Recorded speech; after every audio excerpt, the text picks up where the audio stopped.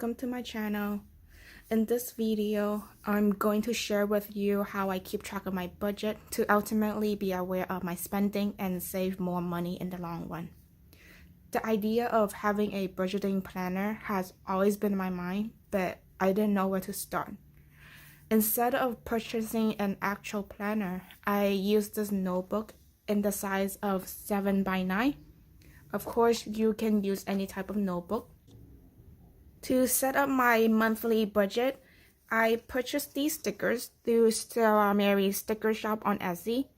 I will put links in the description below if you are interested. There are many other budgeting stickers and decorative stickers that you can use to design your budgeting planner. For me, these are good enough to start my budgeting planner journey. Yes, I can write it out instead of using these stickers, but who can say no to these cute stickers? I will show you how I use them for my budgeting planner, but you can set it up in a way that works for you.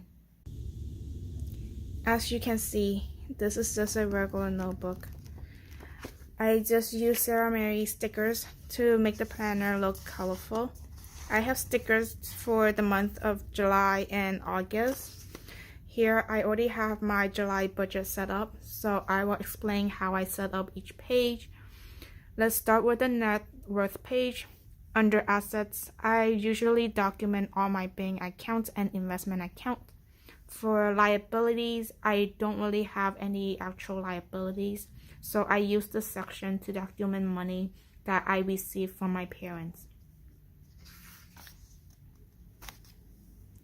As for the monthly budget and weekly check-in, I usually place them next to each other like this for convenience. The sticker sheet comes with two options. You can use this one to record all your expenses, or the second one to record all your expenses into two different categories, which is variable expenses and fixed expenses. I personally find weekly check-in to be super helpful, especially when I make a lot of purchases in the month. Instead of calculating all my expenses for the whole month in one setting, I do it weekly.